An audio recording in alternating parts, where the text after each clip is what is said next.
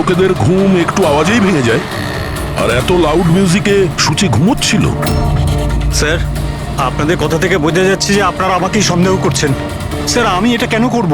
সুচি আর আমার ডিভোর্স নিশ্চয়ই হয়েছিল, কিন্তু আমরা ভালো বন্ধু ছিলাম আর আমাদের যোগাযোগও ছিল। আপনি আপনি দীনেশকে জিজ্ঞাসা করে নিন। দীনেশ? স্যার, আমি সুচির ভাই। ও ঠিকই বলছে স্যার, ডিভোর্সের পরেও ওর আর সুচির মধ্যে খুব ভালো সম্পর্ক ছিল, কখনো কোনো ঝামেলা হয়নি। আচ্ছা, তো আপনারা আপনারা কোথায় যাচ্ছিলেন বলুন তো? আমাদের মেয়ে রুহি বোর্ডিং স্কুল থেকে ফিরছিল। তাহলে এই সুচি কি গাড়িতে ওঠার পরেই ঘুমিয়ে পড়ে নাকি পরে? স্যার, ব্যাপারটা হলো আমাদের মধ্যে একটু আগে ঝগড়া হয়েছিল। আশুতোষ, রুহি স্কুল খুব ভালো, এই স্কুল চেঞ্জ করার কোনো দরকারই নেই। সুচি, এই স্কুলটার টাকা পয়সা খুব বেশি, আমি এর ফিসটা জোগাড় করতে পারবো না। কিন্তু আমি করতে পারি, আর আমি আমার মেয়ের এডুকেশনে কোনো কম্প্রোমাইজ করব সুচি, না। আমি তোমার থেকে টাকা নিতে পারবো না। কেন? ও, তোমার মেয়ে লিগো চলে আসে, তাই না? যে আমি তোমার থেকে বেশি ইনকাম করি। জানো, আমাদের ডিভোর্সের কারণ এটাই, যে একটা মেয়ে একটা ছেলের থেকে বেশি ইনকাম করে। সাফল্যটা মনের ব্যাপার, এটা স্বামী স্ত্রী প্রতিযোগিতা নয়। তোমার সাথে কোনো তর্ক করতে চাই না, না এই ব্যাপারে কোনো কথা বলতে চাই। রুহি এই স্কুলেই থাকবে। তারপর আমাদের মধ্যে আর কোনো কথা হয়নি। আমার মনে হয়েছিল ঘুমিয়ে পড়েছে।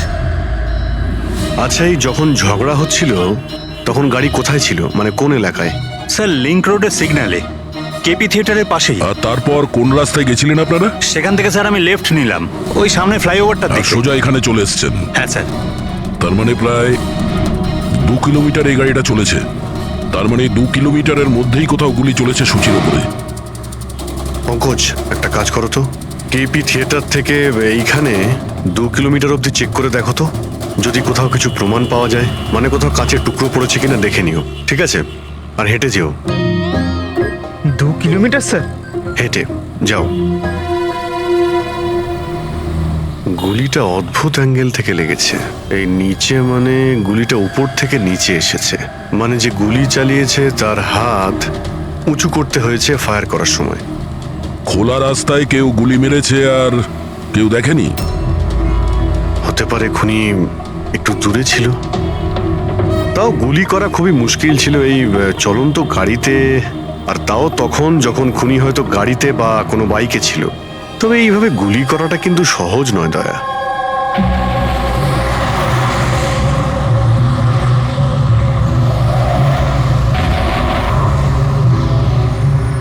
রাস্তায় কোথাও গাড়ি দাঁড় করিয়েছিলে তুমি? সিগন্যালে দাঁড়িয়েছিলাম একবার, ব্যাস, আর কোথাও নয়। যদি সিগন্যালেও কেউ গুলি চালায় কিংবা অন্য কোথা থেকেও যদি গুলি চালায়, তাহলে এম করার সময় তো টাইম লাগবে। তাহলে কেউ গুলি মারতে কাউকে দেখলো না কি করে? হ্যালো? হ্যাঁ স্যার, ঠিক আছে স্যার, আমরা পৌঁছাচ্ছি। কি হয়েছে? এসিপি স্যারের ফোন ছিল, আর একটা লাশ পাওয়া গেছে কামরি ব্রিজের নিচে।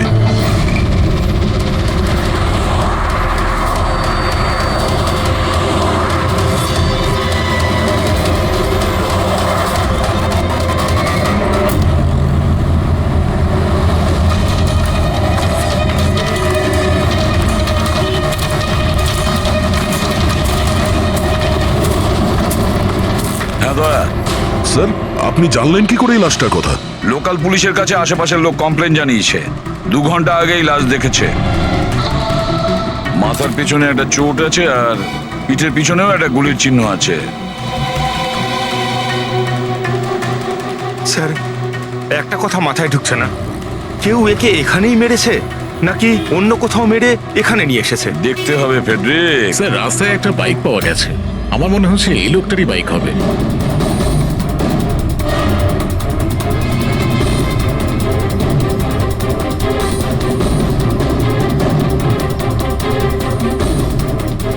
Skid mark.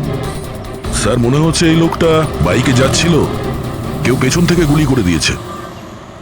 ডিসব্যালেন্স হয়ে গেছে, গাড়ি বাইক স্কিড হয়ে এখানে কারোর সঙ্গে ধাক্কা লাগিয়েছে, আর ওর বডি এখানে নিচে পড়ে গেছে। মাথায় চোট ওই সময় লেগেছে স্যার।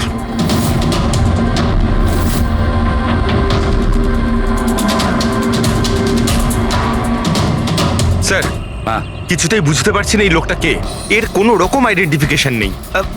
আমি মিসিং পার্সনস ব্যুরোতে জিজ্ঞেস করে দেখবো কি? ফ্রেডরিক, এত তাড়াতাড়ি কেউ মিসিং পার্সনস ব্যুরোতে রিপোর্ট করে না। একটা কাজ করো, আরটিওতে গিয়ে এই বাইকের রেজিস্ট্রেশন চেক করো। ওখানেই সমস্ত ডিটেলস পাওয়া যাবে যে মালিক কে। ওই কেসটার ব্যাপারে কি হলো কিছু জানতে পারলে? না স্যার, খুব অদ্ভুত কেস। বুঝতে পারছি না গুলি কে চালিয়েছে আর কোথা থেকে। পুরো এলাকাটা খুঁজে দেখেছি স্যার, কিন্তু কিচ্ছু পাইনি। ট্রাফিক পুলিশরা কি বলছে? স্যার, ট্রাফিক পুলিশ, ওখানে দোকানদার যারা দাঁড়িয়ে ছিল তাদের সবাইকে জিজ্ঞেস করেছি, কেউ খুনির ব্যাপারে কিচ্ছু জানে না। তাহলে সূচির ওপর গুলি চললো কোথা থেকে?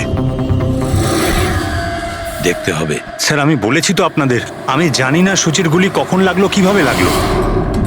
আশুতোষ, দীনেশ, মিহিকা, সুচির খুব কাছের না তোমরা তিনজন, কি তাই তো?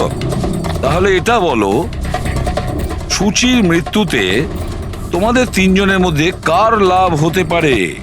তার মানে স্যার, স্যার আমরা ওকে কেন মারতে যাব? ও স্যার, ও আমার নিজের বোন ছিল স্যার, নিজের বোন। আমি নিজের বোনকে কেন মারতে যাব? কোটি টাকা পাওয়ার জন্য। আবার কি কোটি টাকা পাওয়ার জন্য? এতে আমার কি লাভ হতো স্যার?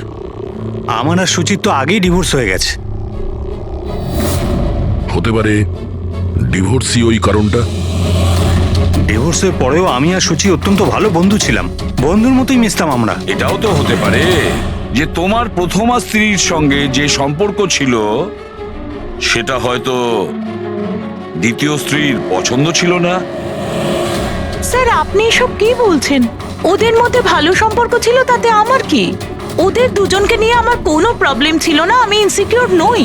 যদি তোমাদের তিনজনের মধ্যে কেউ সূচিকে না মেরে থাকে, তাহলে সূচিকে কে মেরেছে? কে মেরেছে? আমি বলছি আপনাকে, সুচি একটা এনজিওতে কাজ করত। ও ওখানে একজন অ্যাকাউন্ট্যান্টের পর্দা ফাঁস করে দিয়েছিল, কারণ ওই মেয়েটা টাকা পয়সা নিয়ে গন্ডগোল করছিল। তোমার মনে হচ্ছে শেলির হাত হতে পারে এই সবের পেছনে? ইয়েস স্যার, ওকে অনেকবার হুমকিও দিয়েছিল। স্যার আমার তো মনে হচ্ছে কি এই কাজটা হয়তো পৃথ্বীর হতে পারে। আচ্ছা, এই পৃথ্বী কি? খুবই খুবই অসভ্য ধরনের লোক, ওই রোমিও টাইপের। সুচি পুলিশকে কমপ্লেনও করেছিল ওর বিরুদ্ধে, কিছুদিনের জন্য জেলেও গেছিল। ঠিক আছে, তোমরা তিনজন যেতে পারো। Thank you sir. Thank you sir. Thank you sir.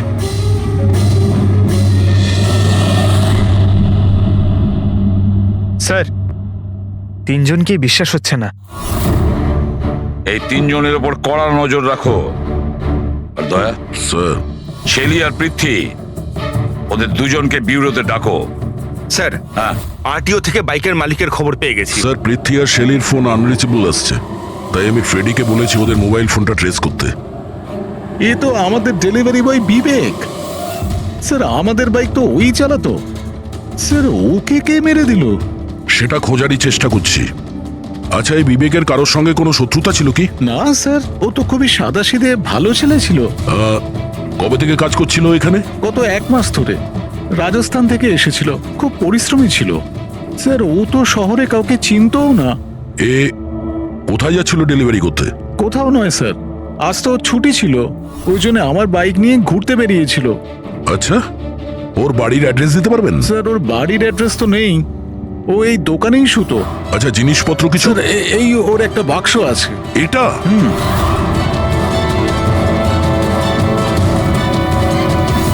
Sir, এই লোকটার বক্স আর সবকিছু চেক করলাম, তাতেই সার্কাসের প্যাম্পলেট ছাড়া কিছুই পেলাম না। হয় ও সার্কাস খুবই পছন্দ করত, না হলে নিজের ফ্রি টাইমে প্যাম্পলেট বানিয়ে টাকা রোজগার করত। এটা এমন একটা মার্ডার যাতে কোনো সাসপেক্টই নেই। আচ্ছা, বিবেকের মতো এই ধরনের গরিব লোকদের মেরে কার কি লাভ হতে পারে? সেটাই তো। আর ওদিকে সূচি, দ্বিতীয় মার্ডার, যারা সন্দেহের তালিকায় অগণিত, তাদের মধ্যে যে কেউ গাড়ির সামনে গিয়ে গুলি করে মারতে পারে সূচিকে। না বস, আই এম সরি বাট আমি তোমার সঙ্গে একমত হতে পারছি না। কোন কথা? সেটা এই যে কেউ একে পাশ থেকে গুলি করেছে। তার মানে? স্যার তার মানে এটা। আরে এটা তো রাইফেলের গুলি। হ্যাঁ স্যার, আর এই গুলিটা সুচির গলায় এই এদিকে এখানটা আটকে ছিল। গুলি রাইফেল থেকে চললে তো অনেক দূর থেকে চালানো হয়েছে। হ্যাঁ একদম ঠিক, দূর থেকেও আর উঁচু থেকেও, এইসব আমি বলছি। এই দেখো বস, 50 ডিগ্রি অ্যাঙ্গেল থেকে সূচিকে গুলি করা হয়েছে। গুলি এখান থেকে এসেছে, কারের কাঁচের জানলা ভেঙেছে আর গিয়ে এর গলায় লেগেছে। এই গুলি যে অ্যাঙ্গেল থেকে চলেছে ডক্টর, কত দূর থেকে চলেছে এই গুলিটা? এই ধরো 70 ফিট দূর থেকে। তার মানে কোনো উঁচু বিল্ডিং থেকে চালানো হয়েছে। সে তৈরি হয়ে বসেছিল বিল্ডিং এর ওপরে গুলি চালানোর জন্য। একটা কাজ করো, ওই এরিয়ার ম্যাপটা বের করো। গুলি গাড়ির বাঁদিক থেকে এসেছিল, আর বাঁদিকে প্রায় অনেকগুলো এরকম বিল্ডিং আর হাই রাইজ টাওয়ার আছে স্যার। যে জায়গায় ওদের দুজনে ঝগড়া হয়েছিল সেখান থেকে সূচির লাশ যেখানে পাওয়া গেছে, তার মধ্যে প্রায় 15 থেকে 20টা টাওয়ার আছে। এর মধ্যেই কোনো একটা বিল্ডিং থেকে গুলি চালানো হয়েছে।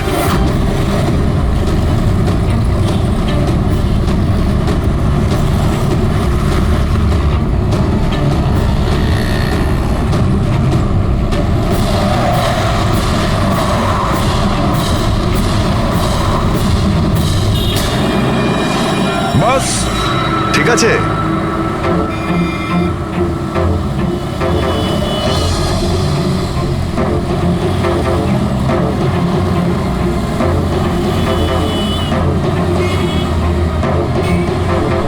এই অভিজিৎ স্যারের হাতে ওটা কি? মার কাছে ফ্রেডি, ঠিক সেই হাইটে যে হাইটে সূচির গুলি লেগেছিল। আর আমার হাতে এই ডিজিটাল ডিস্টেন্স রিডার আছে। এর থেকে এই লেজার লাইট যদি ওই মার্কেট ঠিক যায় তাহলে তার মানে গুলি এখানে এই বিল্ডিং থেকেই চালানো হয়েছে। সব মাথার উপর দিয়ে গেল। ঠিক আছে, এটা এখনই করে দেখছি। হ্যাঁ দয়া, আমি তৈরি। ওকে অভিজিৎ, একটু ডান দিকে এসো, ডান দিকে। হ্যাঁ ঠিক হালকা আছে। হ্যাঁ একটু বাঁদিকে। ব্যাস ব্যাস ব্যাস, ঠিক আছে। একটু পেছনে, একটু পেছনে। দেখেছো, এই লেজার ঠিক ওই মার্কে হিট করছে না, হিট করছে না ওখানে। গুলি এখান থেকে চালাইনি স্যার। এক্স্যাক্টলি। আরে স্নাইপারের কাছে অত সময় ছিল না নিশানা ঠিক করার জন্য যখন ও সূচিকে গুলি চালিয়েছিল। একটা কাজ করি, অন্য কোনো বিল্ডিং এ যাই। ঠিক আছে, চলো।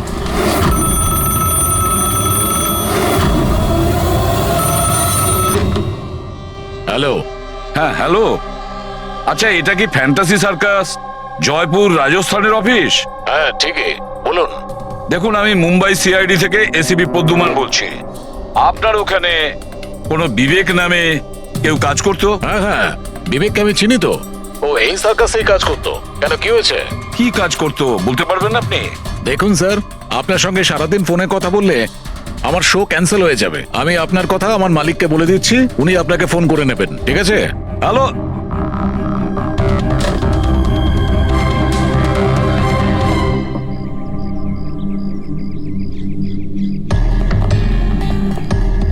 অদ্ভুত স্যার, বিল্ডিং এ কোনো গাড়ি দেখলাম না। মনে হয় গুলি এখান থেকেই করা হয়েছিল। দেখছি। হ্যাঁ অভিজিৎ, রেডি আছো?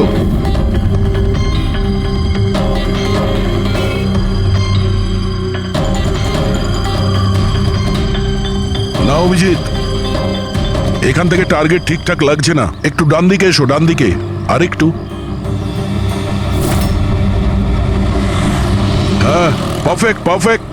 এখানে লেগে গেছে নিশানা। তার মানে হলো সূচি এখানেই ছিল যখন ওর গুলি লাগে। পঙ্কজ, ফ্রেডি, একটু আশেপাশে দেখো ওই স্নাইপার কোনো প্রমাণ ফেলে গেছে কিনা। কিন্তু ভাই দয়া, এখানে তো কোনো স্পিড ব্রেকারও নেই। সে এমন কোন স্নাইপার হবে যে ওই বিল্ডিং এ বসে এত দ্রুত যাওয়া কোনো গাড়িতে নিশানা লাগাবে যেটা সূচির ঘাড়ে গিয়ে লাগবে। হ্যাঁ, এটা তো সত্যি। আশুতোষ, যখন তোমার গাড়িটা এখানে ছিল, হ্যাঁ তখন কোনো কারণে তোমার গাড়িটাকে স্লো করতে হয়েছিল কিংবা দাঁড় করাতে হয়েছিল, কিছু মনে আছে? হ্যাঁ স্যার, আমি যখন ড্রাইভ করছিলাম তো গাড়ির সামনে একটা ভিখারি এসে গেছিল, আর আমায় ব্রেক করতে হয়েছিল। ভিখারি? হ্যাঁ, কি হলো? এইদিকে কিচ্ছু নেই স্যার। কিছু নেই? ওদিকেও কিছু নেই স্যার। ওই ভিখারি দেখতে কেমন ছিল? স্যার ওর এক হাতে তো একটা ক্রাচ ধরা ছিল, অন্য হাতে লাল পোটলা, গলায় গামছা আর মাথায় অর্ধেক টাক ছিল। অভিজিৎ, এই ফ্লাইওভারের নিচে অনেক ভিখারি থাকে, ওদের মধ্যে কেউ একজন হবে। হ্যাঁ, আমি শুনলাম আশুতোষ যা বললো ভিকিরির ব্যাপারে। আমি নিচে গিয়ে দেখছি। এই কে তোমরা? কাকে জিজ্ঞেস করে ওপরে এসছো? তুমি এখানকার ওয়াচম্যান, ডিউটিতে কেন ছিলে না? আমার ইচ্ছে। এই তোমরা কে আমাকে ডিউটি শেখাচ্ছ? সিআইডি। সিআইডি? জানো তোমার জন্য এখানে একজন মহিলার খুন হয়ে গেছে? আমার জন্য খুন? কেউ এই ছাদ থেকে একজন মহিলাকে নিচে গুলি মেরেছে, কি জানো ওই ব্যাপারে?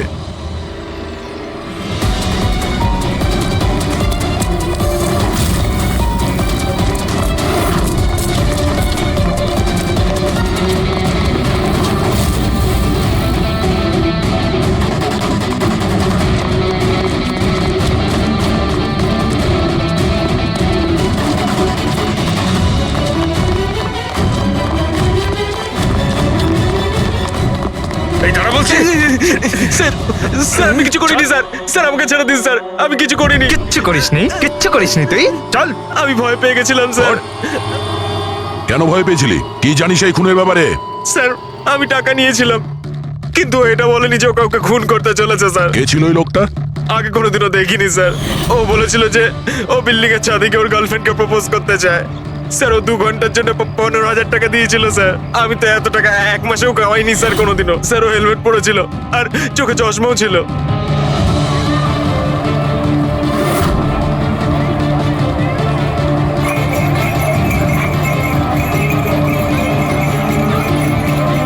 আরে ভাই শোনো। ও দাদা, আচ্ছা এখানে এমন কাউকে তোমরা দেখেছো যে মাথায় লাল গামছা বাঁধে, লাল রঙের একটা বোঁচকা আছে আর লাঠির সাহায্যে হাঁটেও? আরে দাদা শোনো, এমন কাউকে দেখেছো যে মাথায় লাল রঙের গামছা বাঁধে, লাল রঙের একটা বোঁচকাও রাখে আর খুঁড়িয়ে খুঁড়িয়ে হাঁটে? দেখোনি?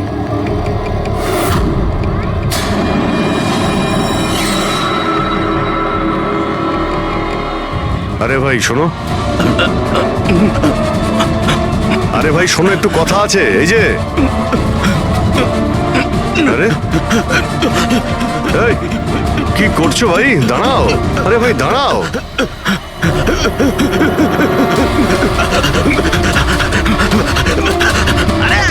আমি কিছু করিনি, আমার কাছে কোনো টাকা পয়সা নেই, আমি কোনো কিছু চুরি করিনি, আমি একজন ভিখারি।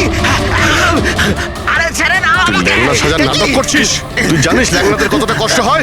আরে কতবার করে বলবো, আমার কাছে কিছু নেই, আমি রাস্তার ভিখারি, আমি সত্যি বলছি। এই, তুই সেদিন ইচ্ছে করে লাল গাড়ির সামনে পড়েছিলি না? কোন লাল গাড়ি? আমি কোনো লাল গাড়ির সাথে আসেনি তো। স্যার এটা কি গুন্ডামি হচ্ছে? আপনি ওকে ছেড়ে দিন, এটা কিন্তু ঠিক হচ্ছে না, আমি বলে দিচ্ছি কিন্তু। এই, সর। আমি সিআইডি থেকে। আরে আমি কোথায় পালাচ্ছিস? ভদ্রভাবে বলে দে, না হলে আমি রেগে গেলে কিন্তু এর ফল খুবই খারাপ হবে। না, স্যার আপনি যদি সত্যি সিআইডির লোক হন, আমি সব বলছি। একটা লোক আমাকে টাকা দিয়েছিল এসব করার জন্য, আর ও বলেছিল যে যখনই একটা লাল গাড়ি আসবে তার সামনে পড়ে যেতে, তাই আমি করেছিলাম স্যার। তুই কি করে জানলি যে লাল গাড়ি কখন আসবে? ওই ছাদে একটা লোক দাঁড়িয়ে আমাকে ইশারা করছিল, ওই রকমই। ও যে ইশারা করবে আমি তখনই লাল গাড়ির সামনে উল্টে পড়ে যাব। প্ল্যান ছিল স্যার। জানিস একটা মহিলার খুন হয়ে গেছে তোর এই প্ল্যানের জন্য? সাহেব আমাকে ক্ষমা করে দিন, দেখুন আমি রাস্তার একজন ভিখারি। ঠিক আছে, তুই এটা বল ওই লোকটা দেখতে কেমন ছিল? ওই স্যার ও হেলমেট পরেছিল, মোটরসাইকেলে এসেছিল, আমি তো ওর মুখটা দেখতেই পাইনি। আরে ভাই কিছু তো দেখেছিলি, কিছু তো শুনেছিলি? ওর একটা ফোন এসেছিল, ফোনে বলছিল যে তাড়াতাড়ি দেখা করতে এসো, আর উত্তরে বললো যে আমি ওখানে পৌঁছচ্ছি। কোথায় কোথায় পৌঁছতে বলছিল, তোর মনে আছে কিছু? হ্যাঁ, মনে পড়েছে, ভান্ডুপ মিল। ভান্ডুপ মিল? ভান্ডুপ মিল? আচ্ছা ঠিক আছে, ঠিক আছে, ফিরে এসো, আমি স্যারকে ইনফর্ম করছি। Okay sir. হ্যাঁ অভিজিৎ ভান্ডুপ মিল থেকে ফিরে আসছে। ও বলছে যে মিল একদম ফাঁকা পড়ে আছে, কোনো প্রমাণই ওর হাতে পড়েনি। খুনি তো ওখান থেকেই পালিয়ে গেছে। হতে পারে অভিজিৎ পৌঁছানোর আগেই ওখান থেকে ও পালিয়ে গেছে। পঙ্কজ। হ্যাঁ স্যার। পঙ্কজ একটা কাজ করো, যখন সুচির গুলি লেগেছিল ঠিক ওই সময়ে ওই এরিয়াতে কতগুলো মোবাইল অ্যাক্টিভ ছিল খোঁজ নাও। স্নাইপারের ফোন ওদের মধ্যেই কারোর হবে। স্যার হ্যাঁ, হ্যাঁ পঙ্কজ, এটাও দেখো ওর মধ্যে কতজন লোক ভান্ডুক মিলে গেছিল। স্যার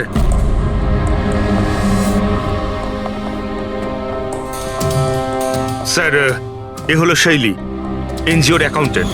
সুচি একটা এনজিওতে কাজ করত।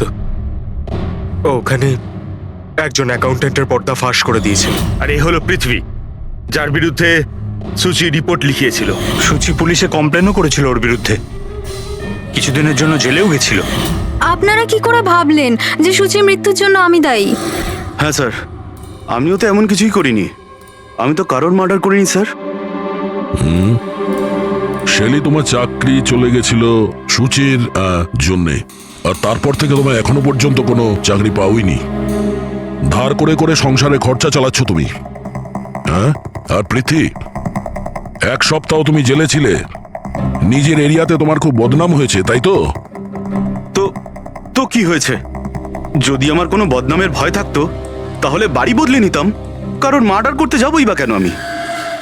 আর স্যার এমনটা নয় যে আমি কোথাও চাকরি পাচ্ছি না। বলতে পারেন আমি আমার মতো কোথাও চাকরি পাচ্ছি না, এই জন্য আমি কোথাও জয়েন করছি না। আপনাদের আশুতোষ আর তার নতুন স্ত্রী, তাকে এসব প্রশ্ন করা উচিত। ওদের জীবন সুখী নয়, কিন্তু সবাইকে দেখিয়ে বেড়ায়। আশুতোষ তো সুচির কাছে ফিরে যেতে চাইছে। হয়তো ও নতুন স্ত্রীকে নিয়ে খুশি নয়, তাই। আর স্যার সুচির না ওর ভাইয়ের সাথেও বনিবনা ছিল না, সব সময় না ফোনে ঝগড়া করতে থাকতো। আচ্ছা, আর কি ব্যাপার নিয়ে ঝগড়া হতো এদের দুই ভাই বোনের মধ্যে? আসলে স্যার দিনেশ আশুতোষকে হুমকি দিয়েছিল ও সুচির থেকে দূরে থাকার জন্য।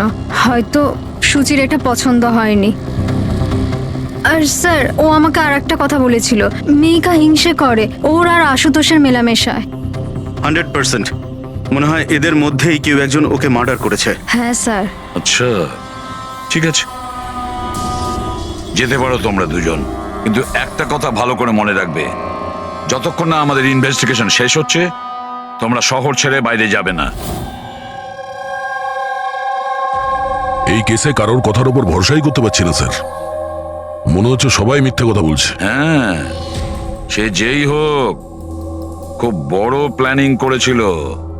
প্রথমে ভিখারিকে টাকা দিয়েছে, একটা ওয়াচম্যানকে হায়ার করেছে, আর তারপরে স্নাইপারকে হায়ার করেছিল। আর ঠিক সময় আসতেই ও সুচিকে গুলি করে মারে। স্যার, হ্যাঁ, স্যার যে সময় ওর ওপর গুলি চালানো হয়েছিল স্যার, তখন ব্রিজের আশেপাশে 2000 লোকের মোবাইল অ্যাক্টিভ ছিল। তাহলে ওই সময় কোন মোবাইল ফোন পান্ডু মিলের দিকে গিয়েছিল? একটা নাম্বার গিয়েছিল, কিন্তু সেটা প্রাইভেট নাম্বার, তাই ট্র্যাক করতে পারিনি। আর কি বলতে পারো এই নম্বরের ব্যাপারে? এটাই স্যার, ওটা মিল অব্দি গেছিল কিন্তু দাঁড়ায়নি। ওটা সোজা কামরি ব্রিজের দিকে চলে গেছিল, আর ওখান থেকে সিগন্যাল পাওয়া যাচ্ছিল না। কামরি ব্রিজ? স্যার বিবেকের লাশটাও তো আমরা ওখানেই পেয়েছি। এটা কোনো কোইন্সিডেন্ট হতে পারে না? রাজস্থানে বিবেকের বাড়িতে ফোন করি, ওর ব্যাপারে পুলিশ কি ইনফরমেশন জোগাড় করলো জানতে হবে। দয়া, এই বিবেকও তো খুনি হতে পারে। কেউ বিবেককে খুন করে দিয়েছে? একজন খুনির খুন? অনেক কিছুই হতে পারে ফেডরিক,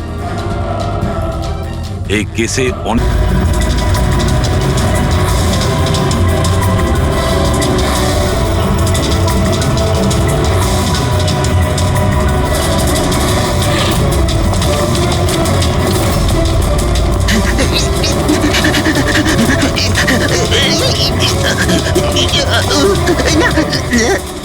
আরে তুই বারবার পালাস কেন? হ্যাঁ, বারবার আপনারা আমার পিছনে পড়ে আছেন কেন? পিছনে তোর পড়ে সঙ্গে আছেন কথা কেন? আছে। আমি কিছু কথা বলতে চাই না। অনেক হয়ে গেছে স্যার, আপনারা আমাদের এইভাবে বিরক্ত করতে পারেন কেউ না। তোমাদের জ্বালাতন করছে না, আমরা নিজেদের কাজ করছি। যাও। কিছু শুনতে চাই না, যান এখান থেকে। আরে একজনের খুন হয়েছে, তোমরা কি বুঝতে পারছো না? তা কি হয়েছে? আমরা কি খুন করেছি নাকি?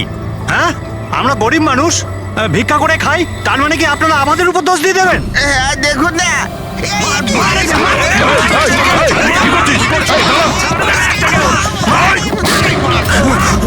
অভিজিৎ, তুমি ঠিক আছো? আরে না, ও নো, রক্ত বেরোচ্ছে। কি করলে তোমরা? হ্যাঁ, এই দেখ, এই লোকটা টাকা দিয়েছিল তোকে। স্যার ও মারা গেছে। হ্যাঁ, ও মারা গেছে। ভালো করে দেখ, এটা কি সেই লোকটা যে তোকে গাড়ির সামনে পড়তে বলেছিল? একটু জুম জুম করুন।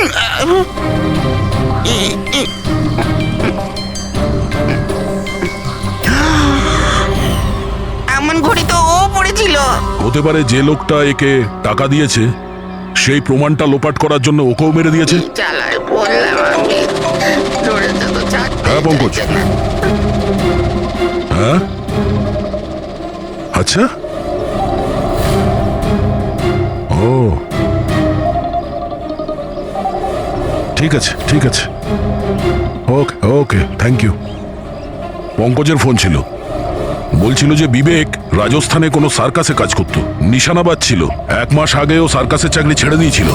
বলেছিল মুম্বাইতে একটা বড় চাকরি পেয়েছে ও। আর হ্যাঁ, যাওয়ার সময় ওই রাইফেলটা ওটাও চুরি করে নিয়ে গেছিল। রাইফেল চুরি করে এনেছিল? হয়তো সুচির সুপারি নিয়ে এখানে এসেছিল, আর দোকানে এই জন্য কাজ করতো যাতে ওকে কেউ সন্দেহ না করে। হ্যাঁ, আর এই পুরো ষড়যন্ত্রের যে মাস্টার মাইন্ড, সে নিশ্চয়ই রাজস্থানে গেছিল বিবেককে সুপারি দেওয়ার জন্য। কে হতে পারে এই মাস্টার মাইন্ড, যাকে চোখের সামনে দেখেও ধরতে পারছি না?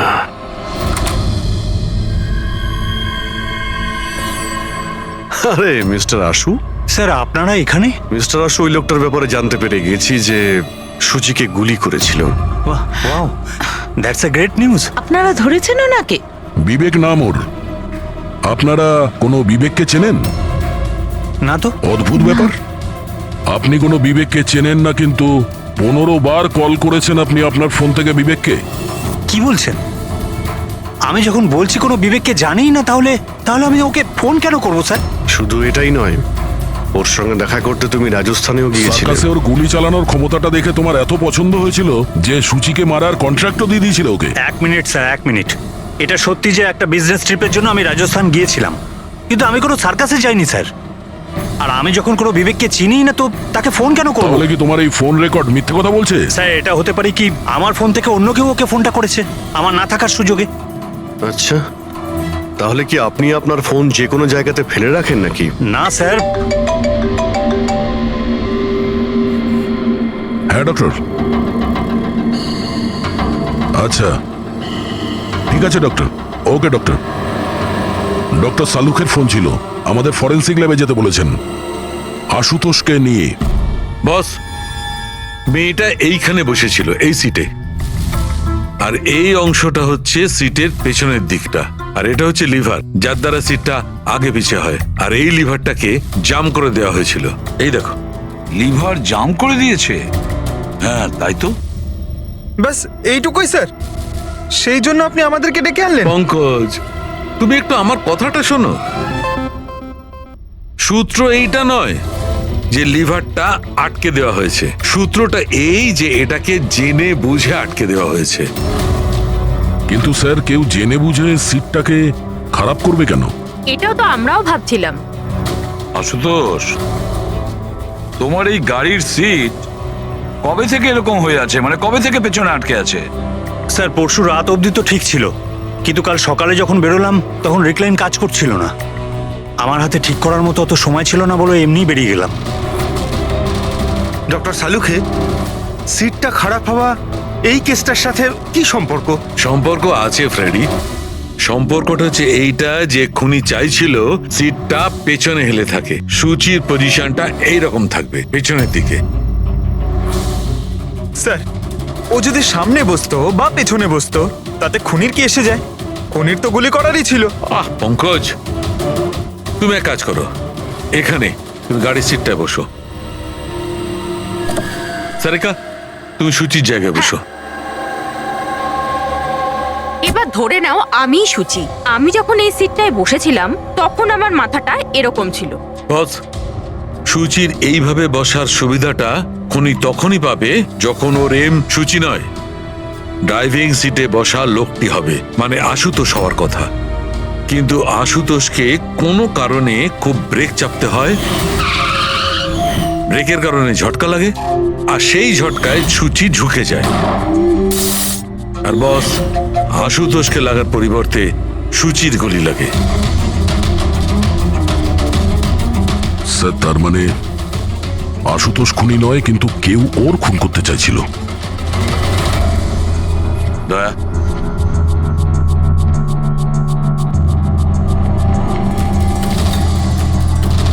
আশুতোষ, হ্যাঁ স্যার। তুমি একটা কথা বলো, তোমার কি কোনো শত্রু আছে? এমন কোনো শত্রু যে তোমাকে প্রাণে মেরে ফেলতে চায়? ভেবে চিনতে বলো, ভাবো। না স্যার, আমার কারোর সাথে কোনো শত্রুতা নেই। না আশুতোষ, কেউ তো নিশ্চয়ই হবে যে তোমাকে প্রাণে মেরে ফেলতে চায়, তোমার সিটের লিভারটা জাম করে দিয়েছে। না স্যার, এটা তো হতেই পারে না, কারণ এই গাড়িটার একটাই মাত্র চাবি, আর সেটা সবসময় আমার কাছেই থাকে। আমি তো কিছুই বুঝতে পারছি না আমি স্যার, যে এসব কি করে হলো।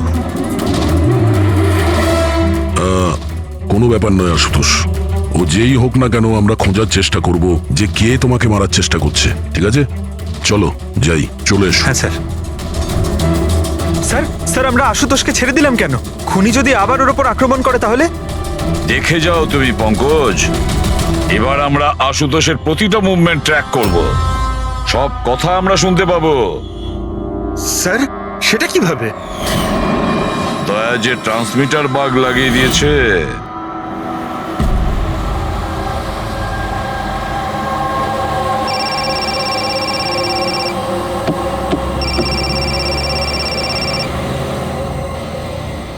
হ্যালো, হ্যাঁ বলো। আচ্ছা, ওকে চলে এসো বাড়িতে। ওখানে? কিন্তু ওই জায়গাটা তো বন্ধ না? ঠিক আছে, আসছি।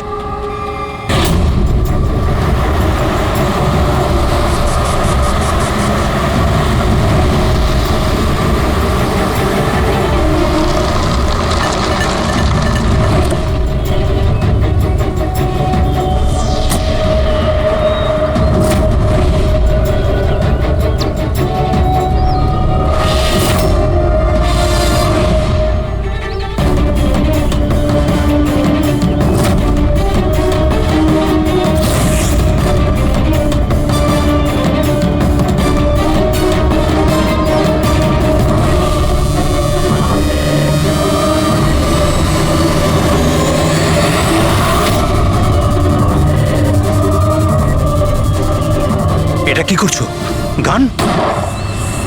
মাই গড, গুলির আওয়াজ পেলাম। দয়া, তাড়াতাড়ি চলো, আবার একটা যেন খুন না হয়। স্যার এই তো আমরা পৌঁছচ্ছি। স্যার হ্যাঁ, আমাদের যে এই সাসপেক্ট আছে, এক্ষুনি খবর পেলাম যে ও রাজস্থান গিয়েছিল আশুতোষকে ফলো করতে করতে। ও তো আশুতোষের খুব কাছের লোক ছিল।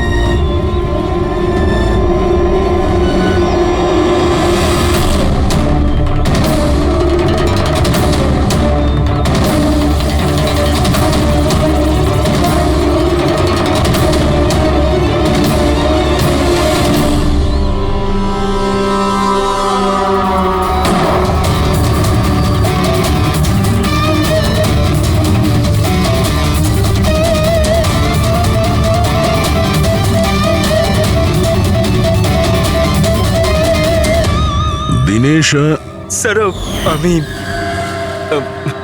সুচির ভাই। মরে গেছে স্যার। আমি কিছু করিনি স্যার, এই আমাকে মারতে চেয়েছিল। এই আমায় মারতে চেয়েছিল। কেন মারতে চেয়েছিল এ? স্যার এর মনে হতো যে এর বোনের সর্বনাশের জন্য আমিই দায়ী। বিয়ের পর সুচি ডিপ্রেশনে চলে গেছিল, আর তাই ও নিজেই নিজেকে মারারও চেষ্টা করেছিল। আর এই সমস্ত আমি কিছুই জানতাম না স্যার, একদমই জানতাম না। আর আমার এই না জানার কারণেই এই দুজনের মৃত্যুর কারণ আমি হয়ে গেলাম স্যার, এটা সম্পূর্ণ না জানার কারণে। পঙ্কজ, একে ছায়া নিয়ে বসাও, পেটেক ফরেন্সিক ল্যাবে পাঠিয়ে দাও।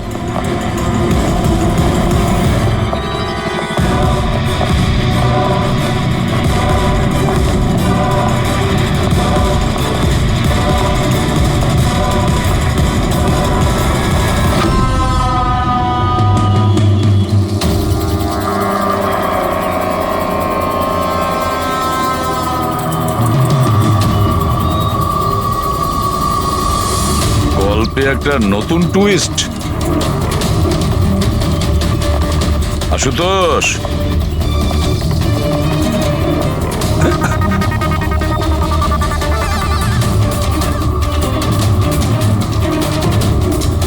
এটা কি চেনো?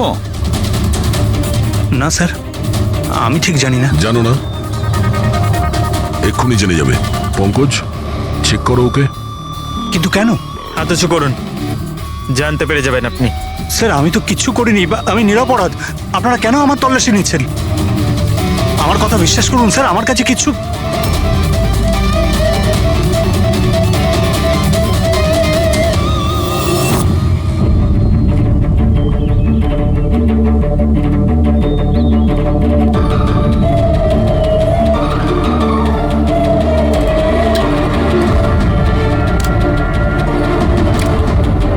স্যার এই নিন ও, রাবার বুলেটস। আমি জানি না স্যার যে এর থেকে কি প্রমাণ হচ্ছে। কি প্রমাণ হয়? হ্যাঁ, তুমি এই বন্দুক দিয়ে দিনেশের খুন করেছো, আসল বুলেট দিয়ে। হ্যাঁ, তাহলে এই গানটা কি করে এলো তোমার কাছে? আর ওই নকল রাবার বুলেট, ওটা কি করে ফায়ার হলো আর কখন? স্যার, প্ল্যান আমিই করেছিলাম। A to Z পুরো প্ল্যান আমার। সুচির মৃত্যু, দিনেশের মৃত্যু, আর ওই প্ল্যানটাও এই জন্য যে আপনাদের মনে হয় যে সুচির মৃত্যুটা ভুল করে হয়েছে, কিন্তু আসল টার্গেট আমিই ছিলাম। আর আপনাদের সন্দেহ যাতে দিনেশের উপর যায়, কিন্তু সমস্ত প্ল্যানটা নষ্ট হয়ে গেল, সবকিছু জ্বলে গেল। কেন মেরেছো তুমি সুচিকে? সুচিকে মেরে তুমি কি পেলে? সুচি আমার মেয়ে রুহিকে নিয়ে চিরকালের জন্য দেশ ছেড়ে চলে যেতে চেয়েছিল, আর এই কথাটাও আমার কাছে লুকিয়ে ছিল। আপনারাই বলুন স্যার, আমার একমাত্র মেয়েকে নিজের থেকে দূর কিভাবে করতে দিতাম? আর সেই জন্য তুমি বিবেক মানে একজন শার্প শুটারকে টাকা দিয়েছো নিজের স্ত্রী সুচিকে মেরে ফেলার জন্য, আর যেই ও তোমার কাজ শেষ করেছে ওকেও মেরে দিয়েছো। তুমি দিনেশকে কি এমন কথা বলেছিলে যে ও মারার জন্য তোমাকে এখানে চলে এলো? আমি আমার ওয়াইফকে দিনেশের কাছে পাঠালাম। কি? হ্যাঁ দিনেশ, আমি এক্ষুনি জানতে পারলাম যে আশুতোষই তোমার বোনকে মেরেছে, আর ও তোমাকেও মারতে চায়। না না, আমি ওকে ছাড়বো না, মেরেই ফেলবো আমি ওকে। দিনেশ, পাগল হয়ে গেছো নাকি? খুন করবে তুমি? ও আমার বোনকে মেরে ফেলেছে, আমি ওকে ছাড়বো না। আমার বোনকে এভাবে মেরে ফেলার আগেও একবারও ভাবলো না। না, যাই হয়ে যাক না কেন, আমি ওকে ছাড়বো না। দিনেশ, আমি ওকে কিছুতেই দিনেশ, ছাড়বো না। দাঁড়াও, আমার কথা শোনো। আর সুযোগ পেয়ে ওর বন্দুকটা বদলে দিল। তাহলে দিনেশ তোমার উপর যে গুলিটা চালাচ্ছিল সেটা নকল ছিল? হ্যাঁ, মারপিটের সময় আমি ওই গানটা বদলে দিয়েছিলাম, যাতে আপনাদের মনে হয় কি আত্মরক্ষার জন্য আমি দিনেশকে মেরেছিলাম, আর আপনাদের সামনে আমি নিরপরাধ বলে সাব্যস্ত হই। কি রেখে গেলে তোমার ছেলের জন্য? না মা না বাবা। ওই সন্তানকে পাওয়ার জন্য তুমি ওরই মাকে মেরে ফেলেছো, আর এই অপরাধে তুমিও আজীবন জেলের গড়াদের পেছনে থাকবে। বলো আশুতোষ, কি পেলে তুমি নিজের ছেলেকে এভাবে অনাথ করে? কি পেলে?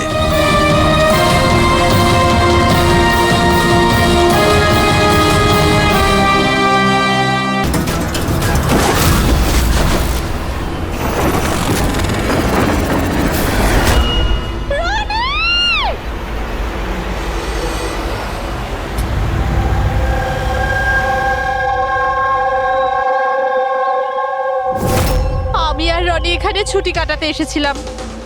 আমি কি করে জানবো এটাই রনির জীবনের শেষ দিন হবে? দেখো, আমরা জানি এই সময়টা খুব কঠিন, কিন্তু প্লিজ ভেঙে পড়ো না। আমি এবার নিউ ইয়র্কে গিয়ে ওর বাবাকে কি জবাব দেবো? আমরা একসাথে এসেছিলাম, কিন্তু ফিরে যাবো একা। আপনি কাউকে সন্দেহ করেন? কে মারতে পারে রনিকে? স্যার, রনিকে কেউ কেন মারবে? আমরা তো এখানে কাউকে চিনিও না। এমনটা নয় তো যে ওর কোনো শত্রু আমেরিকা থেকে ফলো করতে করতে এখানে এসেছিল। না স্যার, রনির কোনো শত্রু এখানে ছিল না। He was such a lively person, সবাই ওকে পছন্দ করতো। তাহলে তুমি বলতে চাইছো এখানে ইন্ডিয়াতে ওর কোনো আত্মীয় স্বজন, বন্ধু বা অন্যান্য কেউ নেই এখানে? এই দেশটা আমাদের জন্য অচেনা স্যার, সবকিছু এই প্যারাগ্লাইডিং এর লোকেরা করেছে। Please arrest them. আপনি আমাকে কেন দোষ দিচ্ছেন? এটা আমাদের রুজি রুটির ব্যাপার, আমি কেন মারতে যাব ওনাকে? তাহলে কে মেরেছে রনিকে? স্যার এটা তো আমিও বুঝতে পারছি না, 3000 ফুট উচ্চতায় গুলি কি করে চললো, কেই বা চালালো? তাহলে রনি 3000 ফুট উঁচুতে উড়ছিল? হ্যাঁ স্যার, আমি নিজে গিয়ার চেক করেছিলাম আর কোনো প্রবলেম ছিল না তার মধ্যে। আর ওর আশেপাশে কাউকে উঠতে দেখেছো? আশেপাশে না স্যার, কেউই ছিল না। আকাশ একদম পরিষ্কার ছিল, চারপাশটাও পরিষ্কার ছিল, আর উনি ওনার রাইড এনজয় করছিলেন। কিন্তু হঠাৎ বুঝতে পারলাম না কি হলো, একদম দড়াম করে নিচে এসে পড়লেন। এই যে ক্ষতটা দেখছো, আমার মনে হচ্ছে অনেক দূর থেকে গুলি চালানো হয়েছিল, হয়তো কোনো রাইফেল দিয়ে। হ্যাঁ, রাইফেলই হবে, কারণ যে হাইটে এই উড়ানটা উড়ছিল ওখান থেকে তো কোনো শার্প শুটারই গুলি চালাতে পারে, কোনো রাইফেল দিয়ে।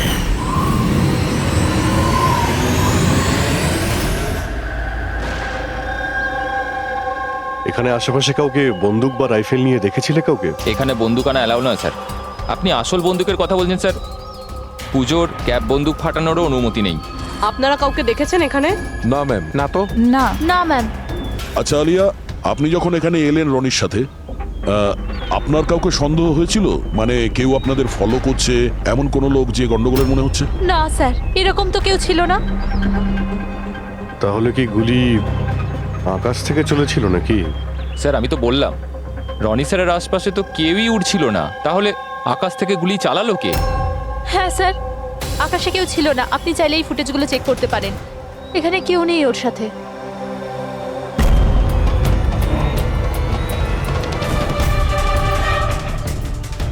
এই ফুটেজে তো রনির আশেপাশে তো দূরে দূরেও কাউকে দেখা যাচ্ছে না। স্যার নিচে থেকে ওপরে তো কেউ গুলি চালায়নি।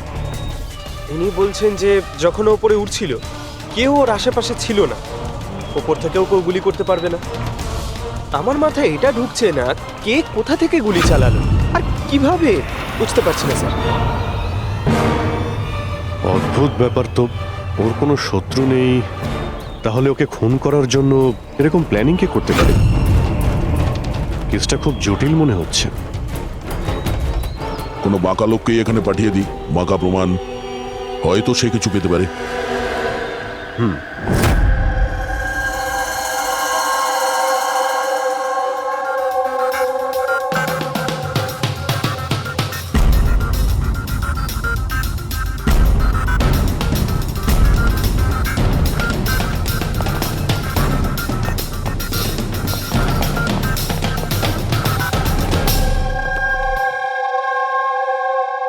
আরে বাহ, আজকে আপনারা দুজনে এমন ভাবে কাজে ডুবে আছেন যে মনে হচ্ছে যে অনেক প্রমাণ আমাদের হাতে দিয়ে আমাদেরকে পাঠাবেন এখান থেকে।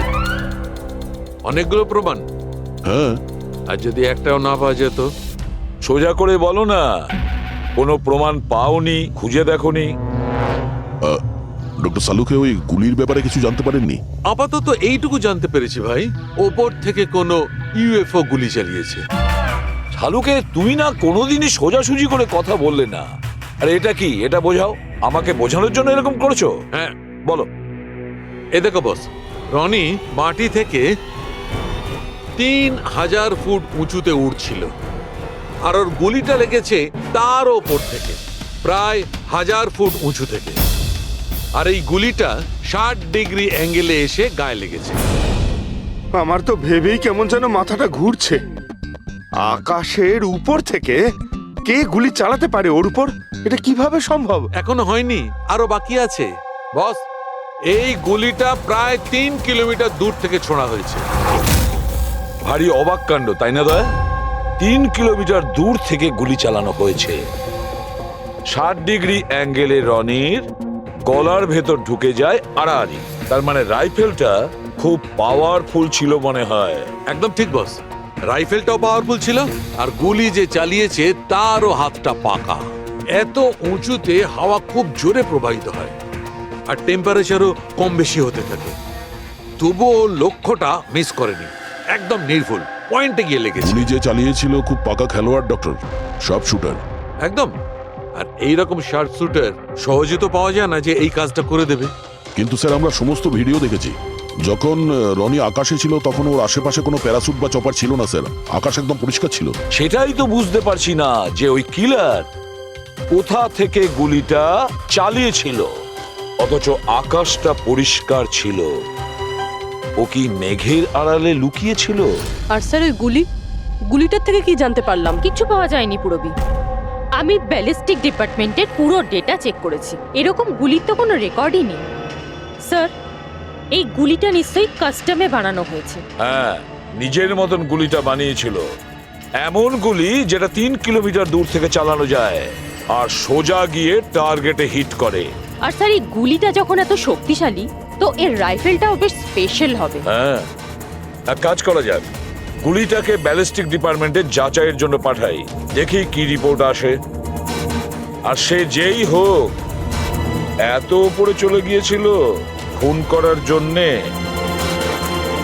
এবার ওকে তো মাটিতে নামতেই হবে।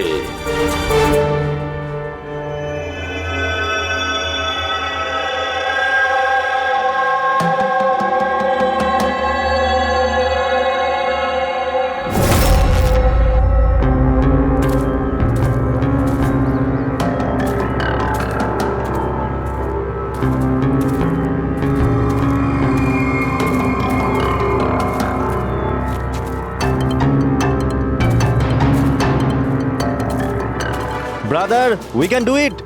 আরে ইয়ার গুরু, আর চলতে পারবো না, খুব হাঁপিয়ে গেছি আমি। ব্যাস নবীন, আর বেশি দূর নয়, 3000 ফিট চড়ে ফেলেছি, পাশেই আছে। We can do it, come on.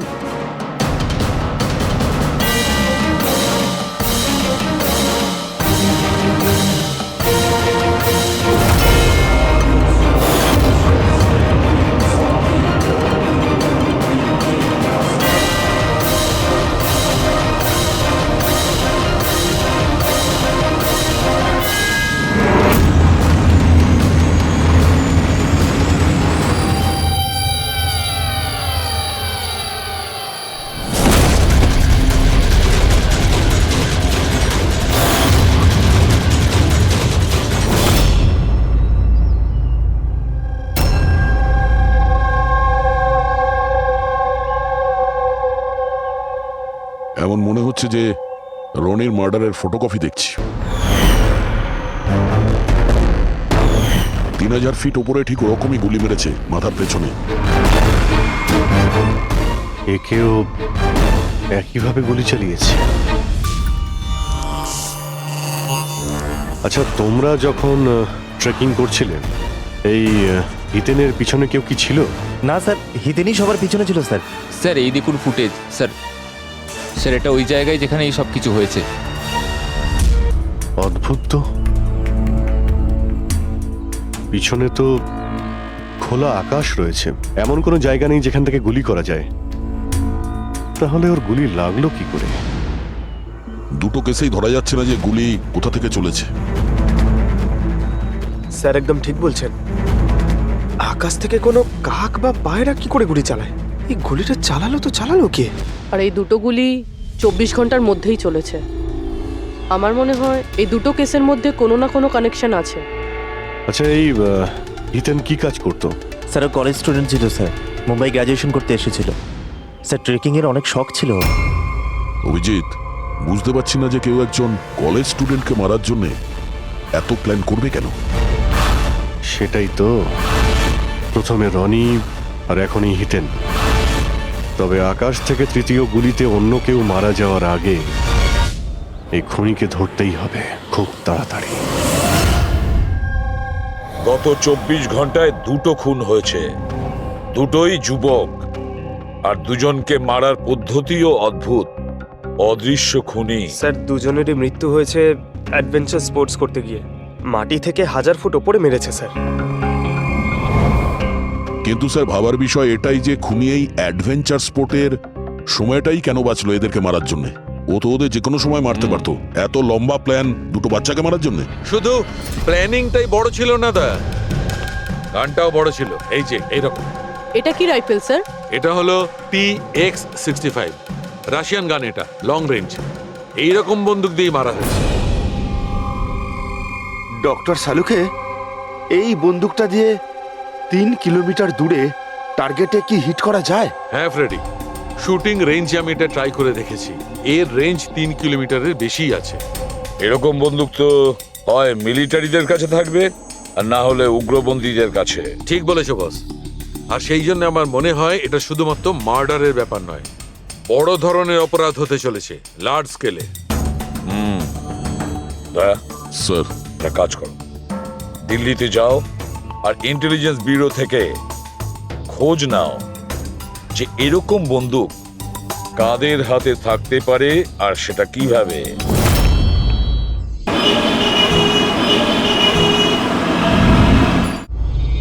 এই সমস্ত খুন এই রাইফেল দিয়েই হয়েছে।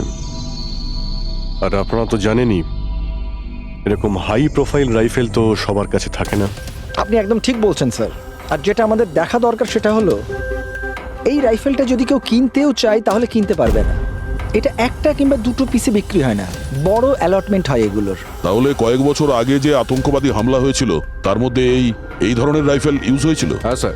তাহলে আপনাদের কোনো আতঙ্কবাদী গ্রুপের উপর সন্দেহ হয়? আগে হ্যাঁ স্যার, যদি আমাদের সন্দেহ ঠিক হয় তাহলে আমরা জানি যে এর পেছনে ঠিক কার হাত আছে। কার?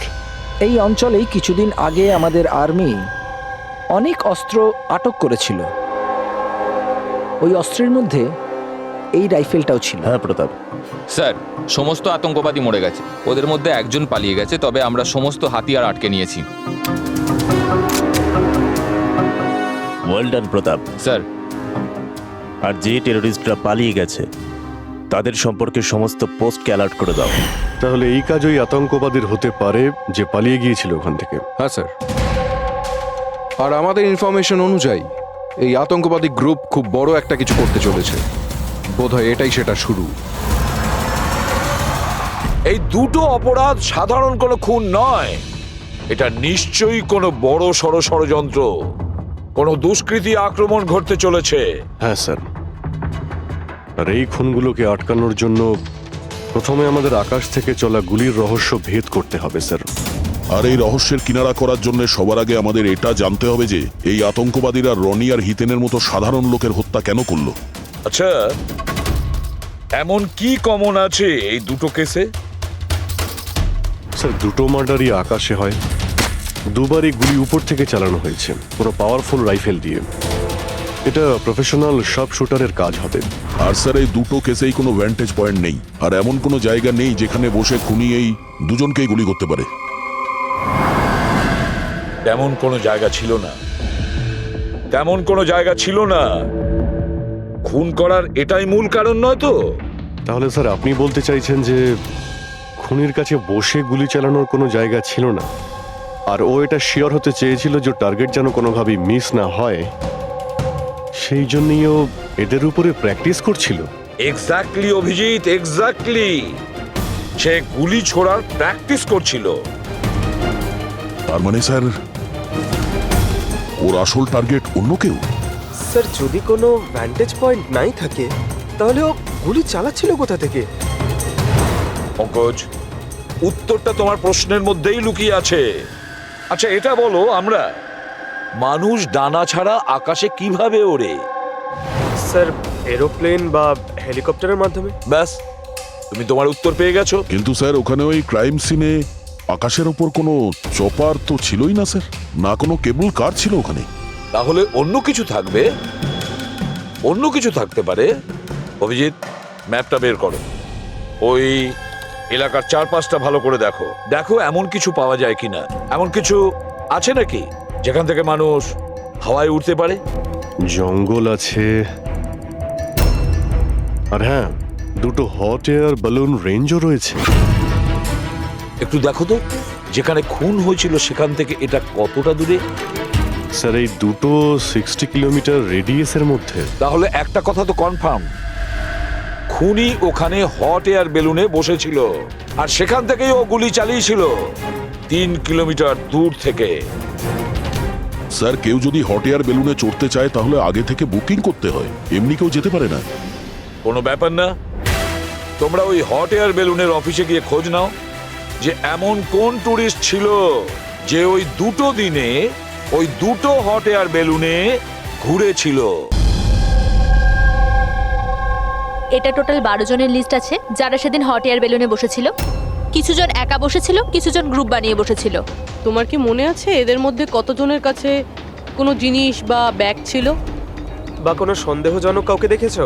না, বদমাস তো কাউকে লাগছিল না, কিন্তু একজন বয়স্ক আন্টি ছিলেন। পিঠে একটা ব্যাকপ্যাক ছিল আর চোখে চশমা আর মাথায় টুপি পরেছিলেন। হ্যাঁ, আমরাও অবাক ছিলাম যে এই বয়সে এই সব ট্রাভেলিং এর ইচ্ছা। আর যখন ফটো তোলা হচ্ছিল উনি লজ্জা পাচ্ছিলেন আর নিজের মুখ লুকোচ্ছিলেন। রবি, এই বয়স্ক আন্টি শার্প শুটের শুনে একটু অদ্ভুত লাগছে না? হ্যাঁ স্যার, আমি এখানে পাইলট। 25শে ফেব্রুয়ারি স্যার সব মিলিয়ে আমি 6 জনকে এয়ার বেলুনে চাপিয়েছি স্যার, আর 2 জনকে দিনের স্যার। আচ্ছা, তাদের মধ্যে কেউ মানে গন্ডগোলের লোক মনে হয়েছিল, কিংবা যার কাছে কোনো জিনিসপত্র ছিল? স্যার এরকম তো কেউ ছিল না। হ্যাঁ, একজন বয়স্ক মানুষ ছিল, জানি না কারো বারবার চিৎকার করছিল। হয়তো ওর মুড খারাপ ছিল বা খিটখিটে ধরনের ছিল। ওনার হাতে কোনো কিছু ছিল? জিনিস তো ছিল না। হ্যাঁ, একটা লাঠি নিয়ে হাঁটছিল। লাঠি নিয়ে হাঁটছিল? হেই, তোমাদের সাহস কি করে হলো আমার ছবি নেওয়ার, আমাকে জিজ্ঞেস না করে? কিছু ভদ্রতা আছে না নেই? ওরাও ওগুলো ওরাও।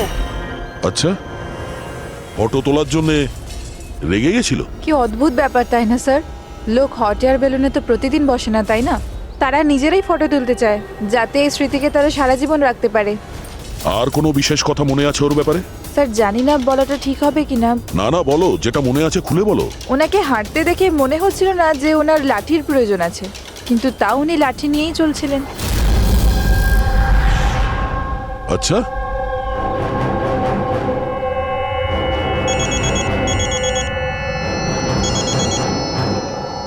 হ্যাঁ স্যার। কিছু জানতে পারলে?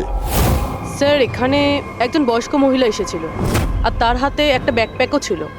আর হ্যাঁ, ওই মহিলা ছবিও তুলতে চাইছিল না। আচ্ছা, এখানেও একজন বুড়ো লোক এসেছিল হট এয়ার বেলুনে চড়তে লাঠি নিয়ে, আর তারও ফটো তোলায় আপত্তি ছিল।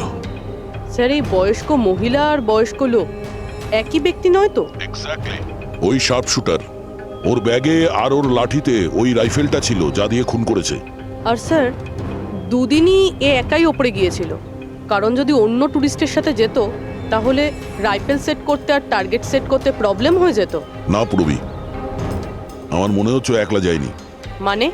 মানে ওই হট এয়ার বেলুন চালানো আর সঙ্গে এই রাইফেলটা চালানো, দুটো কাজ একসঙ্গে করা মুশকিল। ওই হট এয়ার বেলুনের পাইলটও ছিল সঙ্গে। মানে স্যার এই অপরাধে পাইলটও যুক্ত?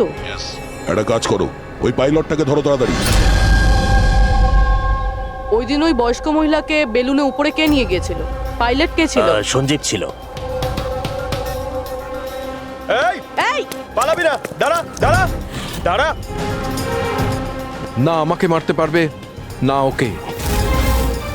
এই এই সঞ্জীব,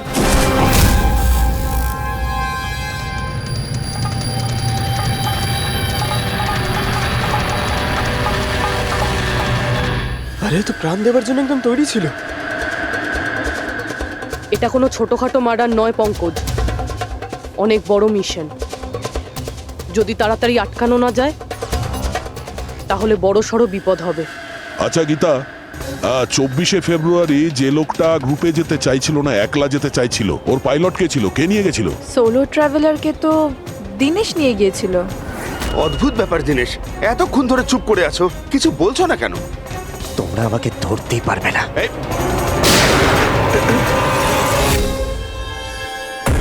এখন যমরাজ তোকে অ্যাপয়েন্টমেন্ট দেওয়ার মুডে নেই। যতক্ষণ না আমাদের প্রশ্নের উত্তর আমরা পাবো, তোকে বেঁচে থাকতে হবে। চল। মারো, যত পারো মেনে নাও, আমার কিচ্ছু যায় আসে না। আর তাছাড়া তোমাদের এই আইনের কমজোরি থাপ্পড়ে এত শক্তি নেই যে আমার অপরাধের মজবুত হাড়কে গলাতে পারবে, বুঝলে? তোমার উপর যদি টর্চার করতেই হতো তাহলে ওর জন্য তো 2 মিনিটের কাজ আমাদের কাছে। কিন্তু তারপর মনে পড়ে তোমার পরিবারের কথা, তোমার বোন। পরের মাসে ওর বিয়ে না? কেমন লাগবে ওর যে ওর বিয়ে হচ্ছে আর বিয়ের পরে ওর ভাই এই পৃথিবীতে নেই? হ্যাঁ, আর তোমার মা প্রত্যেক মাসে খরচার জন্য টাকা পয়সা পাঠাও না? তোমার মৃত্যুর পর কে খেয়াল রাখবে তার? কিছু ভেবেছো এ ব্যাপারে? হ্যাঁ, না। চলো, এখনো সুযোগ আছে, রাজ সাক্ষী হয়ে যাও। কথা দিচ্ছি তুমি জেলে যাওয়ার পরে তোমার মায়ের খেয়াল আমরা রাখবো। সত্যি? মানে পুরো খেয়াল রাখবে? পুরো খেয়াল? হ্যাঁ, তোমার মায়ের পুরো খেয়াল রাখা হবে। তুমি শুধু এটা বলো কার জন্য কাজ করো, তোমার বসের নাম কি? বলে দেবো? সত্যি বলে দেবো? হ্যাঁ বলো। আমি যার জন্য কাজ করি না, যে আমার বস, স্যার, তার নাম হলো এসিপি প্রদ্যুম্ন।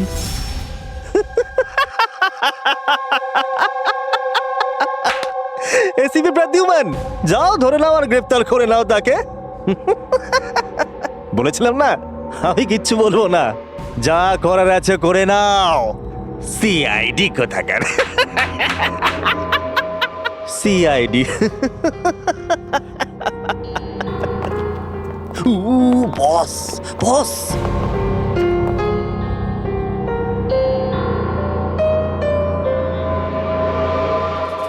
কোনো ব্যাপার না, কিচ্ছু বলতে হবে না। এখন না তোমাকে কিছু জিজ্ঞাসা করব, কিছু বলার জন্য তোমাকে আমরা জোর জবরদস্তিও করব না, কিচ্ছু করব না। শুধু একটাই কাজ করব, আমরা তোমাকে ঘুমোতে দেব না। শুতে দেবেন না? এমনিতেও আমি জেগে থাকলেও আমি আপনাদের কিছুই বলবো না। কোনো প্রয়োজন নেই, কিচ্ছু বলো না, কিন্তু আমরা শুতে দেব না তোমাকে। ওকে ভাই দয়া, আমি এটা শুনেছিলাম যে মানুষ কোনো কিছু না খেয়ে অনেক দিন সার্ভাইভ করতে পারে, কিন্তু না ঘুমিয়ে কত কষ্ট হবে এই বেচারার। তোর বাঁচাটা খুবই মুশকিল, আমি এসব দেখতে পারবো না।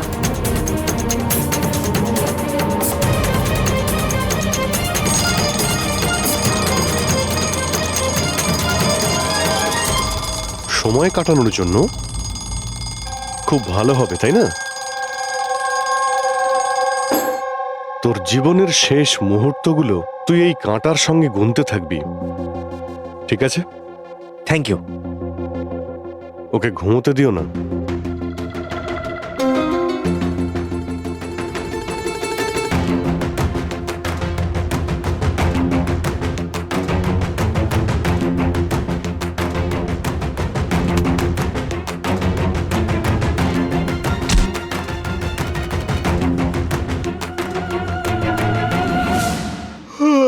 ফ্রেডি স্যার, আরে কোথায় আছেন আপনি?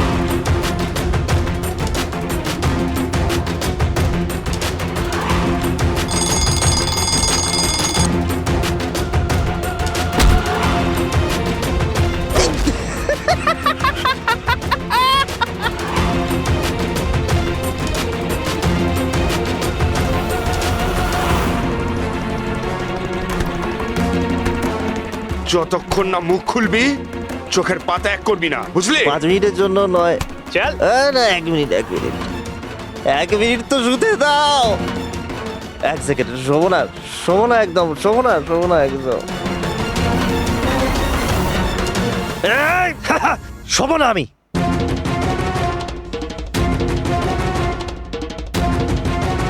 এবারও ভেঙে পড়বে।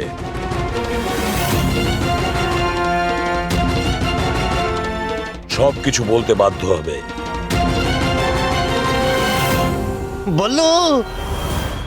বললো তুই শুবি না, ওঠ।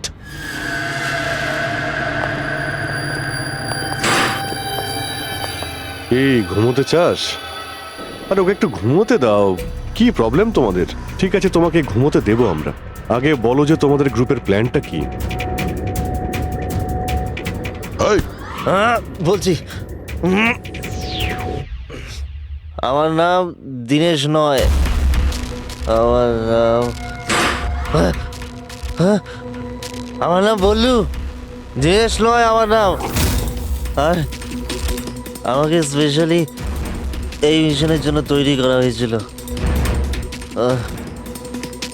আর যে দুটো মার্ডার হয়েছিল না, ওটা প্র্যাকটিস ছিল। আমাদের আসল মিশন হলো ওকে মারা। আর ওই যে ওকে কি যেন নাম, স্টিভ মার্টিন। ওই শান্তির দূত যে সম্প্রতি ভারতবর্ষে এসেছে দেশে শান্তির বার্তা নিয়ে, যাতে সমগ্র বিশ্ব এই বার্তাকে সমর্থন করে, যাতে উগ্রপন্থীরা শেষ হয়। এসিবি, আমরা চাই না যে আতঙ্কবাদ কখনো শেষ হোক। আর স্টিভ মার্টিন তো মরবেই, তোমরা কিচ্ছু করতে পারবে না। আর আর যদি তোমরা বাঁচিয়েও নাও না, আমরা স্টিভ মার্টিনকে খতম করে দেবো একেবারে। আমাদের যে শার্প শুটার আছে না, একদম পাক্কা নিশানা তার। কোথায় মারবে ওকে আর কখন বল? ও যখন কনফারেন্সে ভাষণ দেবে না, ওটাই সব থেকে সঠিক ওটাই সব থেকে সঠিক সময়। ওটাই সব থেকে সঠিক সময় হবে। ওই সময় ওর আশেপাশে কোনো সিকিউরিটি থাকবে না। আর যে কনফারেন্সটা আছে না, ওটা বিল্ডিংয়ের ছাদেতে হবে। তো ওই হট এয়ার বেলুনেতে আমাদের শার্প শুটার যাবে আর ওখানেই গুলি মারবে। কনফারেন্স ঘন্টা খানেকের মধ্যে শুরু হবে, এখন তাড়াতাড়ি ওখানে আমাদের পৌঁছতে হবে। আরে তোমরা যতই চেষ্টা করে নাও, বাঁচাতে পারবে না ওকে। আর হ্যাঁ, তোমরা যদি বাঁচিয়েও নাও না, তাহলে আমরা আবার প্ল্যান করব, দ্বিতীয়বার মারবো। কে মারবে? কিরকম দেখতে ও? আরে আমি ওর মুখ দেইনি এখনো পর্যন্ত। যখনই আসে ছদ্মবেশে আসে। তোমরা কি একে হসপিটালে নিয়ে যাও তাড়াতাড়ি। স্যার, আমরা কি হট এয়ার বেলুনটা আটকাতে পারি না যতক্ষণ এই কনফারেন্স শেষ হচ্ছে? না ফেডরিক, এই সব কিছু বন্ধ করা যাবে না। আজকে আটকালে কালকে অন্যরকম প্ল্যান করবে। আজকের প্ল্যান আমরা জানি, আজই ওদেরকে ধরবো।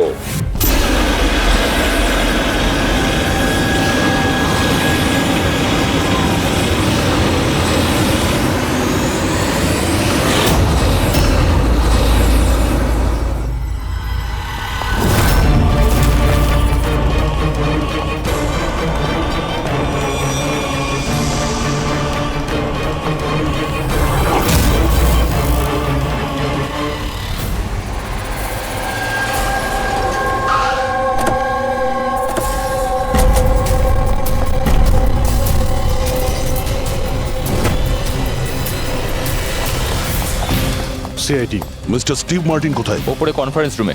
ওর কাছে নিয়ে চলুন। আসুন তাড়াতাড়ি তাড়াতাড়ি।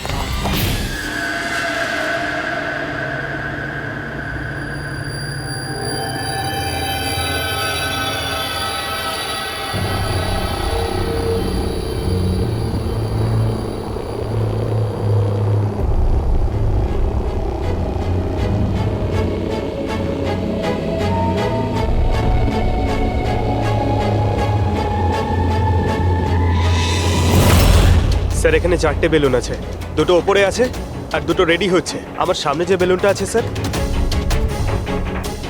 ওতে একটা কাপল আছে আর ওই ছেলেটার কাছে ব্যাকপ্যাক আছে। নজর রাখো ওদের উপরে। কারা কারা আসছে, কারা কারা যাচ্ছে, সবাইকে ফলো রেখো, ওকে?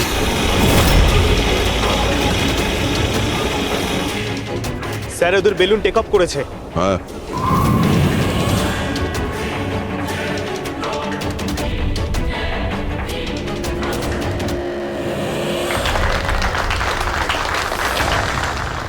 দুনিয়াতে টেরোরিজম কেন আছে, এই প্রশ্নটা আমাদের জানা দরকার। আর এই টেরোরিজম তখনই বন্ধ হবে যখন সব দেশ একসাথে ভাই ভাই হয়ে থাকবে। টেরোরিজমকে আমাদেরকে গোড়া থেকে উপরে ফেলতে হবে।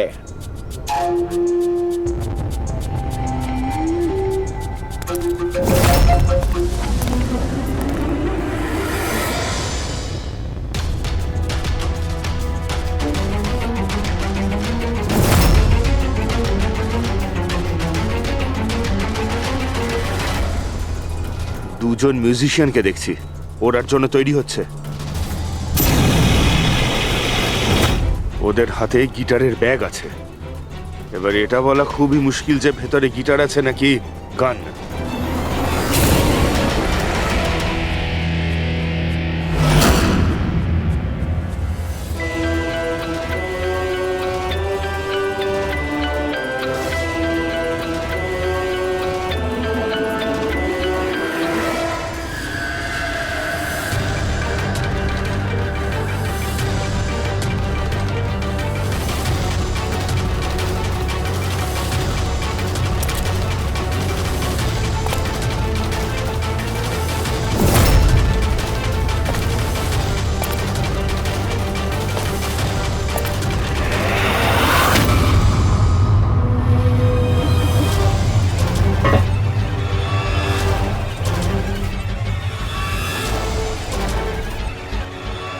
স্যার আরও একটা লোক এসছে, ওর কাছে একটা ব্যাকপ্যাক আর একটা ক্রাচ রয়েছে। অপেক্ষা করা যাক।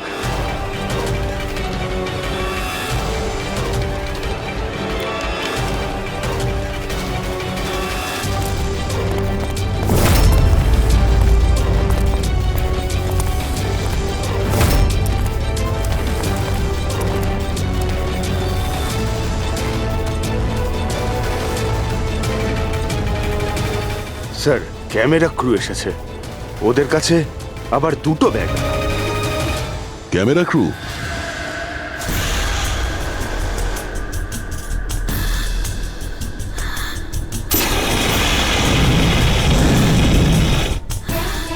ওদের দিক থেকে নজর সরিও না, নজর রাখো ওদের উপরে।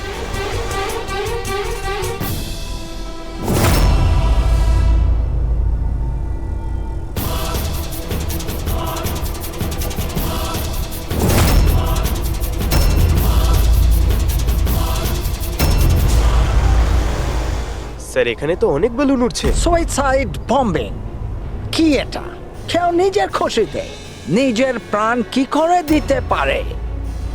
জীবন precious. Oh no, we need to respect এতগুলো বলুন, এর মধ্যে আমরা যেটা খুঁজছি সেটা কোনটা? মনে হচ্ছে ছদ্মবেশে এসছে, মুখ দেখে গন্ডগোলের মনে হচ্ছে।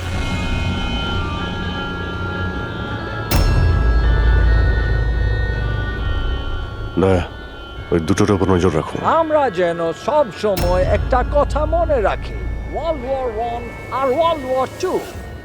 এটা তো গিটার। হচ্ছে কি এখানে? উপরে গিয়ে এরা মিউজিক বাজাবে নাকি? বাকি সমস্ত বেলুন তো চলে গেছে, একটাই আছে। মানে স্যার, খুনি এই বেলুনের মধ্যেই রয়েছে? Wait and watch. খুনি এই বেলুনের মধ্যেই রয়েছে? এরা তো নিজেদের জায়গা থেকে নড়ছে না। Camera crew? স্যার এ কোথায় গায়েব হয়ে গেল?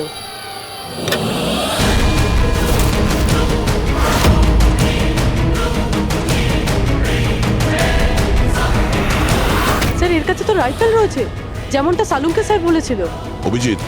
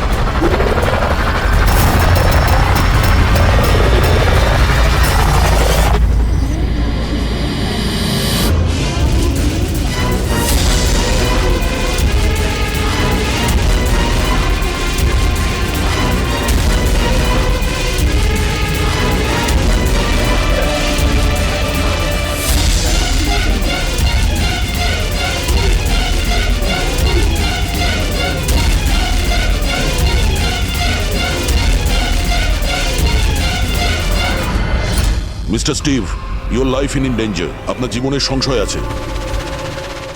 তাহলে কি করবে? We have a plan. Thank you সিয়াজি। যদি আজকে আপনারা ঠিক সময় না আসতেন আমি বেঁচে থাকতাম না। দেখুন, বিপদ কিন্তু এখনো কাটেনি, ঠিক আছে? এখনো খুনিকে ধরতে পারেনি, সেই জন্য be safe, be careful.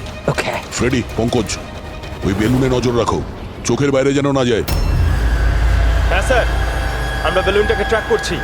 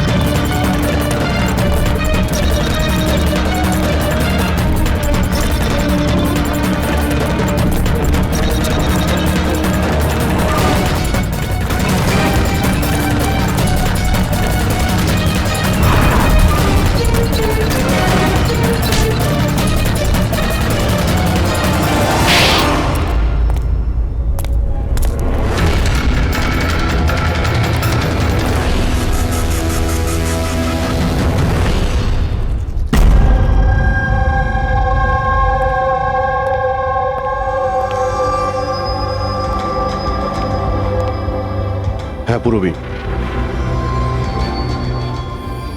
Good job, congrats. ওরা ধরা পড়েছে মিস্টার অভিজিৎ? হ্যাঁ, খুনি ধরা পড়ে গেছে। Yes, well done. সিআইডি অনেক বছর ধরে এই দেশের সেবা করে চলেছে, আর আজকে আরেকবার আপনারা একটা ভয়ঙ্কর টেররিস্টকে ধরেছেন। আজ আমরা একজনকে ধরেছি, এরপরে পুরো গ্রুপটাকে ধরে ফেলবো। Mister Steve, we are very proud of you. এই সমাজে আপনার মতো মানুষদেরই দরকার, যারা আপনার মতো সাহসী আর সৎ।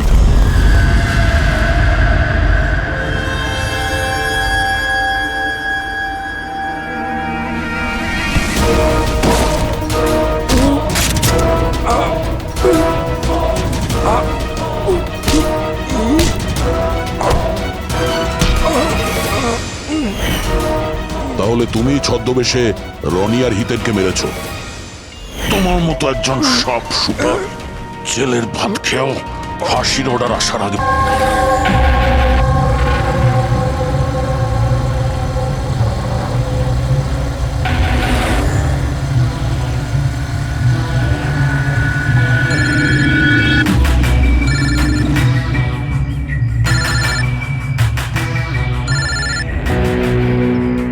Hello hello.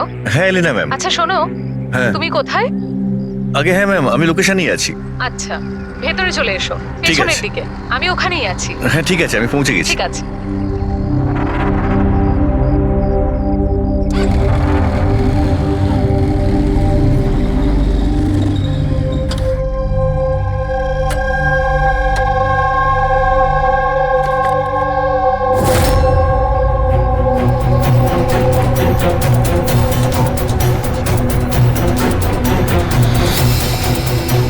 তো বড় অদ্ভুত জায়গা।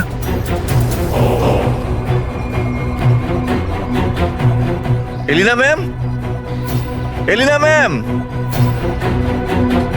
কেউ আছেন?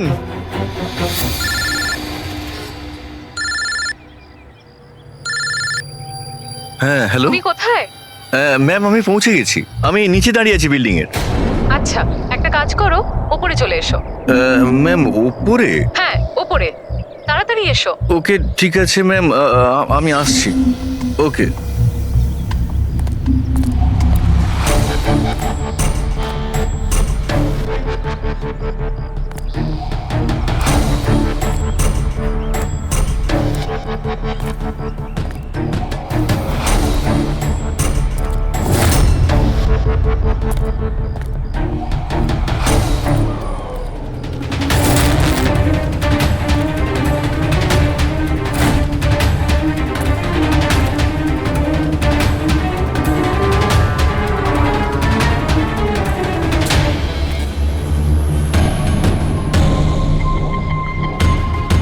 ম্যাম আমি এসে গেছি।